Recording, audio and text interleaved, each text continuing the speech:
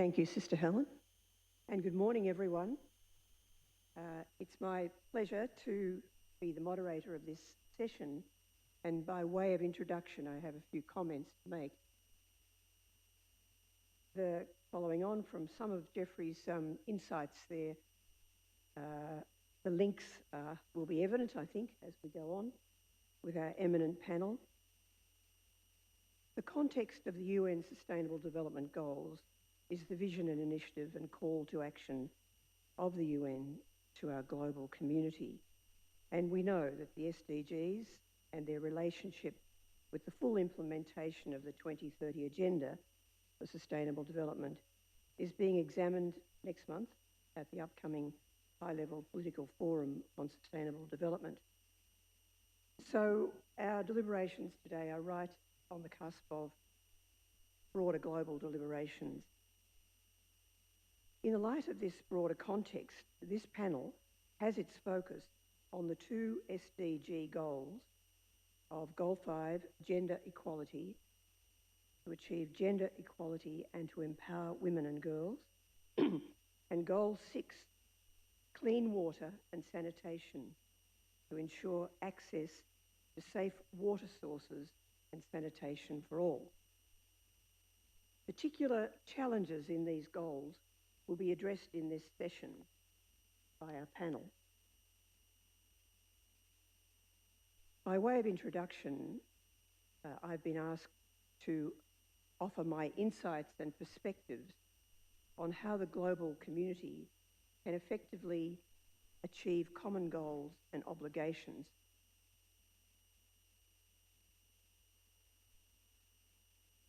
Obligations that have been, and common goals that have been solemnly declared and assumed.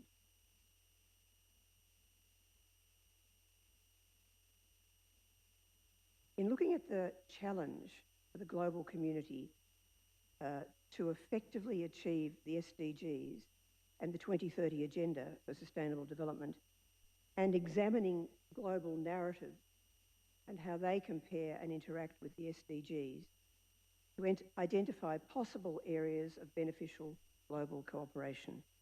So that was what I was invited to keep in mind as I introduced the panel and our input today. I believe it's helpful to acknowledge the importance of one of the most significant global narratives published over the past 8 years, which has unfolded almost parallel to the leadership and promotion of the SDG vision and agenda proposed and promoted by the UN, and that is the publication and the encyclical of Laudato Si. Pope Francis's Laudato Si on care for our common home, I would suggest as an umbrella, all-encompassing view of an actual global narrative that supports and accompanies the SDGs, I think is a valid thing to say. So I put that out to you this morning. Those of you who know Laudato Si well will immediately understand that proposal, and I want to say just a few more words about that. The Laudato Si encyclical is a challenging document, and the programs developed to communicate and implement it across the global networks of the Catholic community, as well as many other faith-based groups and beyond, to sustainability-conscious organisations, has reflected the wide acceptance and the energetic response of many across the world to this vision. And it is a practical document as well as being visionary. It draws on science and the social sciences, but in dialogue with Catholic social teaching, scripture, spirituality. And it calls for a profound response of humanity to the cry of the earth and the cry of the poor, to both the social and the ecological crisis of our time and our planet, to the increases in global warming beyond the Paris targets and the consequences of climate change evident across the world, especially amongst the poorest who are most affected by drought, floods, fire, lands lost and destroyed. And as Pope Francis says, In Laudato Si, number 49, today we have to realise that a true ecological approach always becomes a social approach, must integrate questions of justice in debates on the environment so as to hear both the cry of the earth and the cry of the poor. And so for me, Laudato Si has provided an integrated narrative of reflection or action, grounded in a fresh analysis of our present situation and underpinned by a theology, a spirituality, a philosophy, which also inspires support for engagement in the SDGs. We've all seen that Pope Francis and the Vatican Dicastery for the Promotion of Integral Human Development, in their public engagement over this urgent focus of addressing climate change and the destruction that is going on across our world, they seem to have demonstrated mutual respect and support to the United Nations in its consistent attempts to urge global leaders and people across the world to act urgently to engage with the Sustainable Development Goals.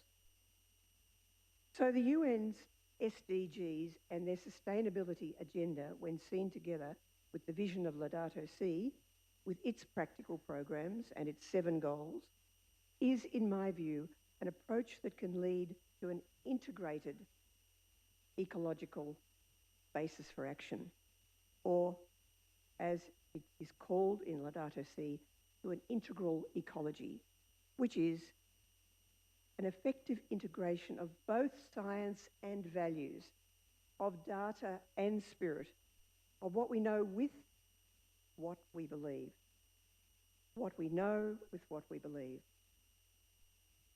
I think the issue of water, as we'll hear a bit more about, in SDG 6, it is very clearly addressed in Laudato Si.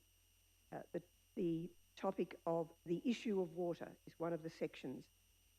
And Pope Francis points out that access to safe, drinkable water is a basic and universal right. And then he goes on to talk about the poor being most affected by the lack of drinkable water. And so what you've got is this beautiful weaving and powerful weaving of what we value, what is of the heart and of faith, with what it is that we know from the science and the social sciences. Hence, Laudato Si, I think, is a dialogical partner with the vision and purpose of the United Nations narrative, and that is the faith perspective that it offers. Because what informs and inspires in Laudato Si is all that is constitutive of the principles and values of a community of faith, of hope, of compassion, forgiveness, love, concern, action for justice, response to need, inspiration, and, in the Christian tradition, relationship with a creator God revealed in the life, death, and resurrection of Jesus Christ. Now, we have been in recent years a little fearful and shy of having confidence about this perspective in the public square. One of the great graces and gifts of Pope Francis to our church community has been his courage in announcing that there is a complete interrelationship between what God is up to in the public square and in the broader world and the heart of our faith and our tradition in Scripture and our Catholic social teaching. So we can, I think, in this time, put our perspective of faith, which I'm doing now, understanding that it is not everyone's perspective in the room, but that it is a valid perspective for me and for some of us within the Catholic community.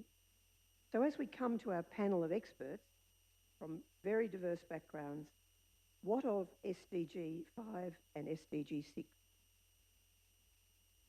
A small example before I pass over to those people. In the last 18 months, I've had the privilege of being involved with a project with the Dicastery for Integral Human Development, and that project had a focus on engaging in, it was a pilot project, engaging in theology from the existential peripheries across the world. and I was asked to be a coordinator within the Oceania region, a vast region, largely unknown in many parts of Europe and other parts of the world, as I've discovered. But I interviewed many people living on the existential peripheries in the Oceania region, and as I listened and recorded their deepest concerns within a theological reflection process, many of the Indigenous women I spoke with named their deepest concern as climate change and their real fear for their future with their experience of the current impacts of global warming and environmental destruction on their islands and homelands. The very sea levels are rising beneath their feet and at their feet, and in the damaged vegetable gardens affected by the encroaching salt waters of the sea at night time, as the women try with the little bottles of fresh water to bring the vegetables back to life so they can feed their families. It's as real and as grounded as that for these women, where their island homes are disappearing as seawater bubbles up through the ground at their feet. Coastal regions are affected, and of course, on the big island in the Oceania region, Australia, we have the deterioration of land, of forests, huge bushfires, forest fires, unexpected, unprecedented floods. All of these are impacting all the people of this region. But in listening to the women, it was evident that they're on the front line of trying to make their lives and their families' lives work in the midst of this impact, the impact of global warming. So this is not about data for them. This is about love and about fear and concern and faith in a creator God or creator spirit who they pray will not abandon them. This, in the large land of Australia, and in the smaller islands and the larger islands of the Pacific.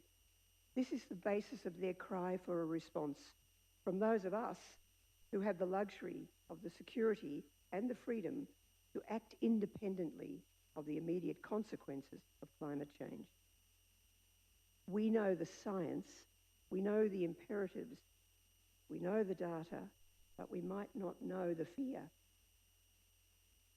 We can trust or ignore the data or hope that it will somehow improve, but we don't necessarily feel the everyday threat to our very identity as people in place that is sacred for these Indigenous people, where all is intrinsically related to their creator spirit, whom they name variously, and whom I name God, Creator God. This is the call of our time, expressed so profoundly in Laudato Si, in support of the sustainability agenda of the Sustainable Development Goals. And as Pope Francis says succinctly in paragraph 200 of Laudato Si, any technical solution which science claims to offer will be powerless to solve the serious problems of our world if humanity loses its compass, that ethical compass that we are in danger of losing if we lose sight of the great motivations which make it possible for us to live in harmony, to make sacrifices, and to treat others well. Believers themselves must constantly feel challenged to live in a way consonant with their faith and not to contradict it by their actions. Pope Francis says they need to be encouraged to be ever open to God's grace and to draw constantly from their deepest convictions about love, justice, and peace. And so let's listen now in the spirit of this dialogical conversation between the SDGs and the wisdom of our panel now, coming from all parts of the world and many different gifts to offer us this morning. And so we're going to start with Professor Jiongzheng from Duke Kunshan University. And when I was speaking with him last night, I said to him, "What would you like me to say about you when we start?" And this is what he said to me. I trust the ancients to help us navigate today's problems.